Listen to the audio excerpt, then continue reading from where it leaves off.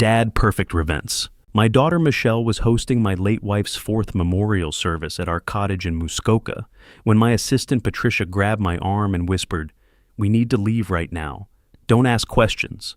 I thought she was being dramatic about escaping the crowd until I saw her face. She wasn't joking. My name is Bradley Morrison. I'm 63 years old, recently semi-retired from running a chain of 6 construction supply stores here in Ontario. My wife Susan and I had been married for 35 years when she died in a car accident 4 years ago. We have 2 children, our daughter Michelle, 32, and our son Kevin, 29. Michelle married a guy named Travis Stevens 3 years ago, and they seemed happy enough. Though I'll admit, I never quite warmed to him. There was always something calculating about Travis, something that felt rehearsed. But Michelle loved him, and that was enough for me. Or so I thought. The memorial was Michelle's idea. She insisted on hosting it at the cottage, a beautiful property on Lake Muskoka that Susan and I had bought 15 years ago. "Dad, you've been working so hard since Mom died," she'd said when she called to invite me. "Let us take care of you for once. Just relax and enjoy yourself." It was a perfect September afternoon. About 30 friends and family members mingled on the deck overlooking the water. I was holding a glass of beer, thinking about Susan and how she would have loved seeing everyone together like this, when Patricia pulled me aside. "Come with me," she said quietly. "To the car. Now." "What?" "The service just started. I haven't even given my speech yet." "Bradley?" Her voice was steady, but her eyes weren't. "Trust me, we're leaving."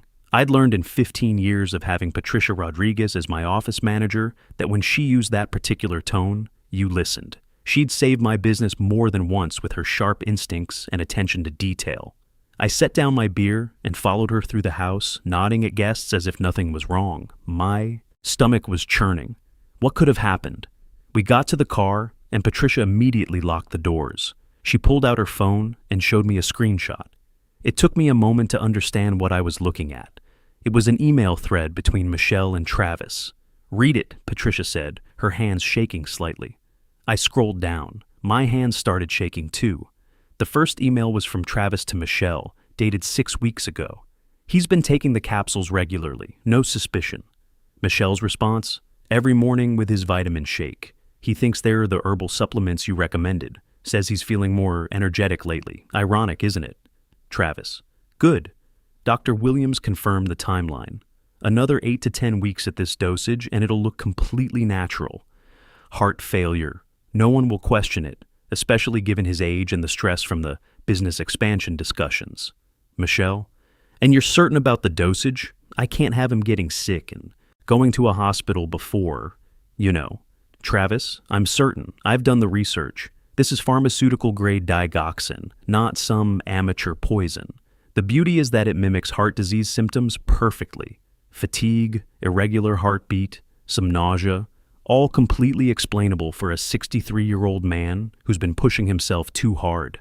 By the time anyone thinks to test for it, it'll be too late to matter. I barely made it out of the car before I threw up in the bushes beside the driveway. Digoxin. I knew that word. My mother had taken it for her heart condition before she died, but in the wrong doses, in someone who didn't need it, it was deadly. "Where did you find this?" I managed to ask, wiping my mouth with my handkerchief. "Michelle's laptop," Patricia said. She was crying now, silent tears running down her face.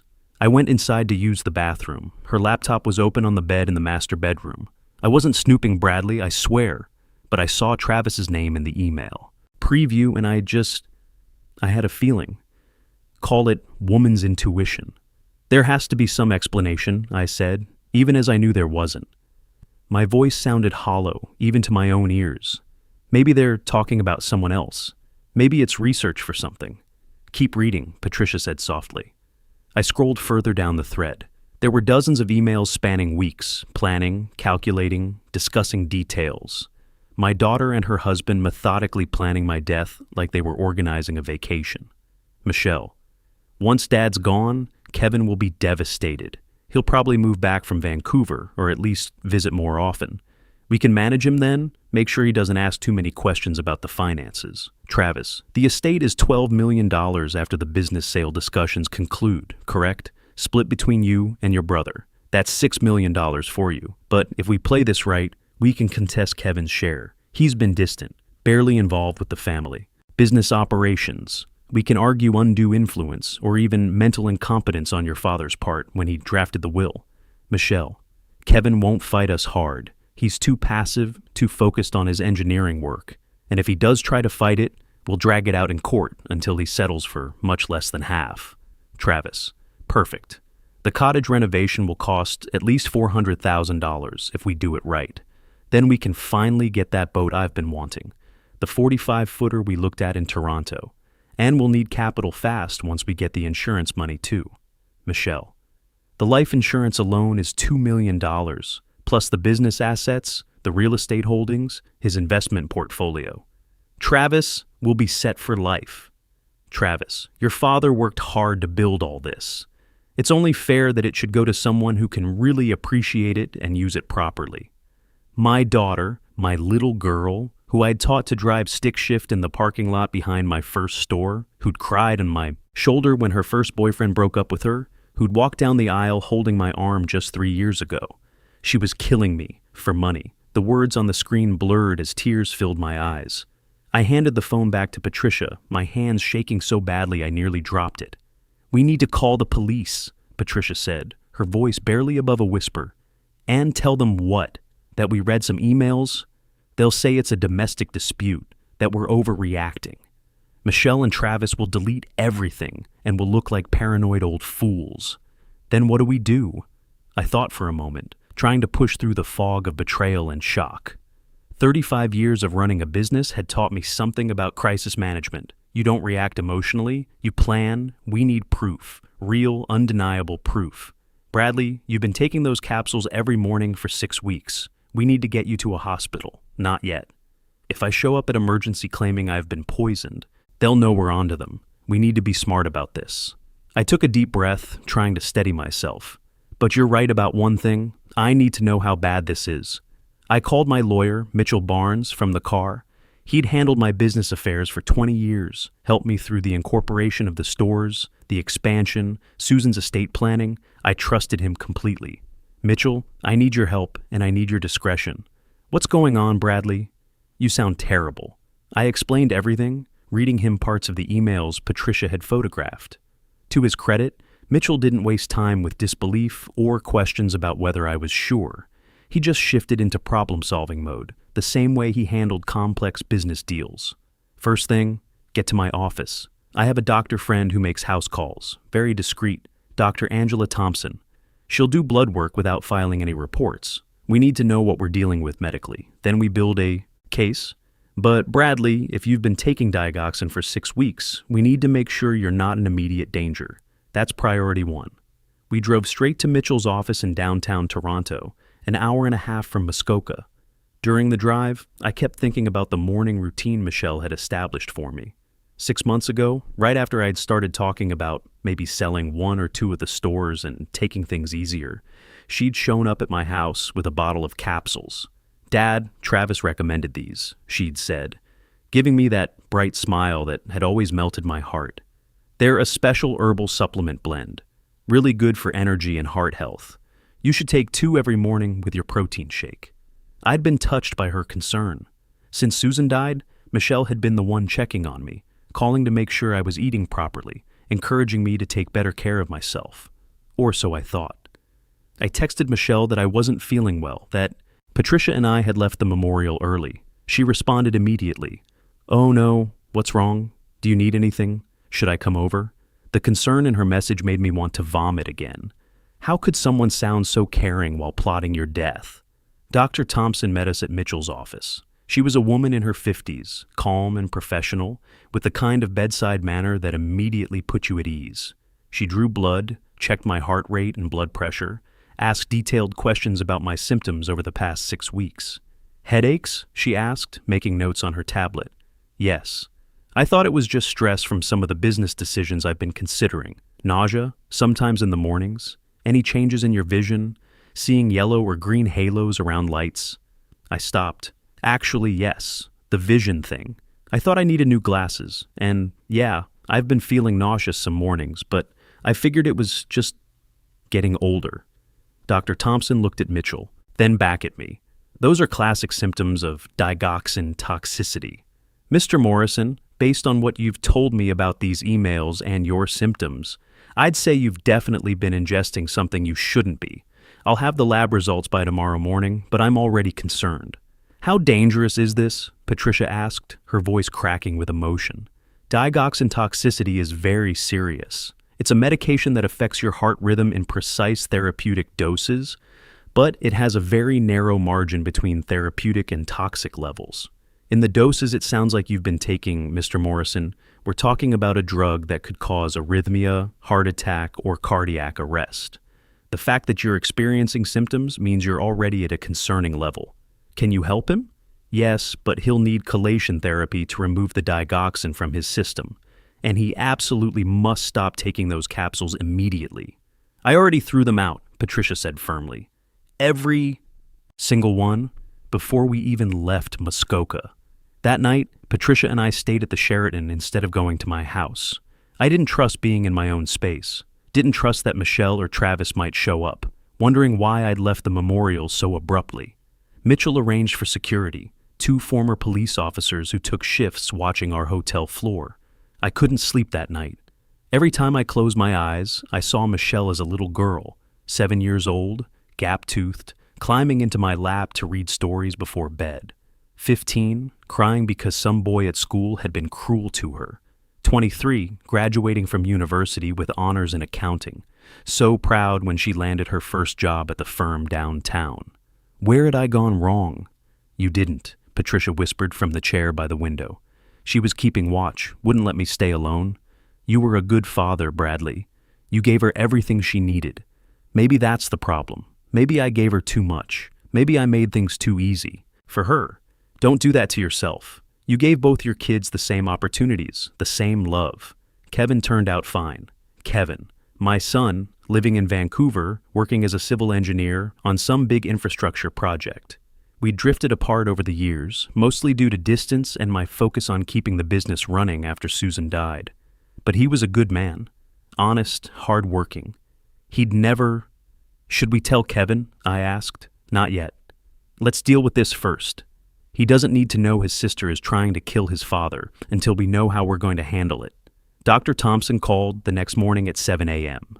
Mr. Morrison, I have your lab results. Your digoxin levels are dangerously elevated. You have approximately 10 times the therapeutic dose in your system. If you'd continued taking those capsules for another month as they planned, you would have died. It would have looked exactly like heart failure.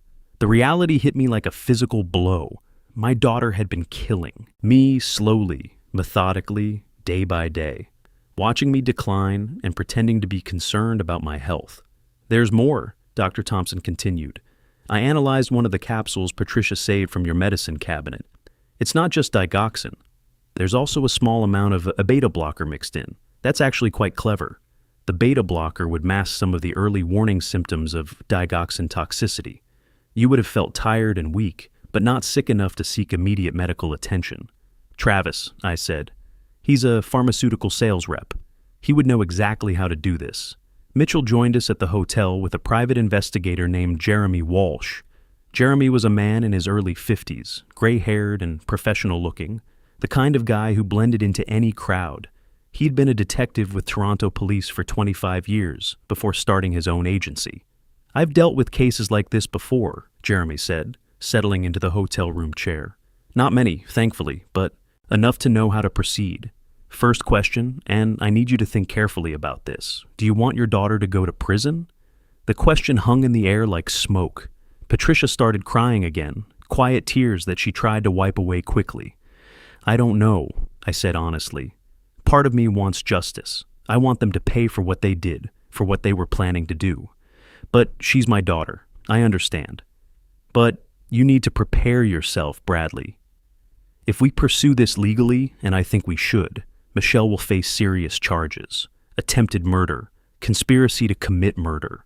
She's looking at significant prison time. And if we don't pursue it, then she gets away with trying to kill you. And who's to say she won't try again? Or try with someone else? People who are capable of this level of premeditation don't usually stop at one attempt. Jeremy was right. I knew he was right. And there was something else. If Michelle could do this to me, her own father, what might she do to Kevin when his time came? Or to anyone else who stood between her and money she wanted? What do? We need more evidence. The emails are good, but a decent defense lawyer could argue they were taken out of context, that they were just dark jokes in poor taste, that kind of thing. We need to catch them in the act, get them to incriminate themselves further. How? Jeremy smiled, and for the first time since this nightmare began, I felt a flicker of hope. We're going to give them exactly what they want. Bradley, you're going to get very sick very quickly, and we're going to see how your daughter and son-in-law respond. The plan was risky, but straightforward. Dr. Thompson would monitor me closely while I pretended to experience a health crisis. We'd see if Michelle and Travis tried to prevent me from getting real medical help, or if they tried to accelerate my decline somehow. Every interaction would be recorded, but first, we needed to secure the evidence we already had. Mitchell filed a motion with the Ontario Superior Court for an emergency order to preserve Michelle's electronic devices and communications. He argued that there was evidence of a conspiracy to commit murder, and that without immediate court intervention, that evidence might be destroyed. The judge, Justice Karen Williams, reviewed the emails and camera behind closed doors. 2 hours later, she issued the preservation order. That afternoon, the police executed a search warrant at Michelle and Travis's house in Mississauga. They seized laptops, phones, tablets, anything that could contain electronic communications. Michelle called me hysterical within the hour. "Dad, the police are here. They're taking everything. Our computers, our phones, everything. They won't tell me why. What's happening? Do you know anything about this?" It took everything in me not to scream at her, not to ask her how she could sound so concerned while she'd been slowly murdering me for weeks. Instead, I kept my voice steady and said, "I don't know, sweetheart. Have they arrested anyone?" "No, but they're treating us like criminals." Travis is furious. He's pacing around outside yelling at them. "Dad, can you help? Can you call someone? Maybe Mitchell knows what this is about. I'll see what I can find out." I hung up and immediately felt sick again. Patricia was watching me, her face pale with disgust. "I can't believe she called you for help," she said. "After what she's done, she's asking you to fix her problems. She doesn't know that we know. She still thinks she's fooled us completely." The next phase of Jeremy's plan began immediately. Dr. Thompson had me stop the chelation therapy temporarily, and I genuinely started feeling worse again. The digoxin was still in my system, still affecting my heart.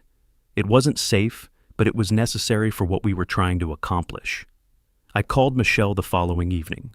"I'm not feeling well," I said, letting my voice sound weak and shaky. "Really not well? Chest pains, trouble breathing?" "Oh my God, Dad. You need to go to the hospital right away. I don't want to make a fuss. Maybe I'll just rest for a few days." "No, you should definitely see a doctor." Her concern sounded so genuine, so loving. For a moment, I almost wondered if we were wrong about everything. Then she said, "Actually, why don't you come stay with us for a few days? I can keep an eye on you, make sure you're eating properly and taking your supplements." There it was. She wanted me back under her control, back where she could continue giving me the capsules that were killing me. "That's thoughtful, honey, but I think I just need some rest at home. Dad, I really think you should let me take care of you. Patricia must be worried sick too. Just come stay with us, maybe in a few days." I hung up. Jeremy, who'd been listening on speaker, nodded approvingly. "She's trying to regain access to you. That's excellent evidence of intent." Over the next week, Michelle called constantly. She offered to bring me food, to drive me to doctor appointments, to bring me those supplements that have been helping so much with your energy. Each conversation was recorded with legal authorization under Ontario's one-party consent laws. Meanwhile, the forensic analysis of the seized devices was revealing a treasure trove of evidence. Jeremy showed me printouts of hundreds of searches on Travis's laptop. Undetectable poisons, digoxin overdose symptoms, how to avoid murder charges, contesting a will in Ontario, inheritance law Canada. The text messages between Michelle and Travis were even more damning. Michelle: "He sounds really sick on the phone. Maybe we should back off for a bit, let him recover some." Travis: "Are you kidding? We're so close to the finish line. Once the will is read and probated, we need to move fast on Kevin's share. I've already talked to 3 different lawyers about contest strategies. Michelle, I feel guilty listening. To him, struggle to breathe. Travis, you'll feel a lot better when we're on our new boat next summer. Remember why we're doing this. We deserve this money more than Kevin does. Your father worked hard, but we're the ones who appreciate what that money can do. The most damning evidence came from Travis's phone photo gallery. He'd been photographing the capsules he prepared, apparently keeping detailed records of dosages and dates. Jeremy found a folder with over 40 photos, each image carefully labeled with a date and notation like morning dose, 0.5 milligrams, or increased to 0.75 milligrams. He documented his own crime, Mitchell said when we reviewed the evidence. I've never seen anything this stupid in 30 years of practice. Why would he keep records like this? I asked. Arrogance, Jeremy replied. He's a pharmaceutical sales rep. He thought he was smart enough to get away with it, scientific enough to do it perfectly. Didn't occur to him that anyone would ever look at his phone. 2 weeks after the initial discovery, the Crown Attorney's Office laid formal charges: attempted murder, conspiracy to commit murder, and fraud over $5,000 for Michelle.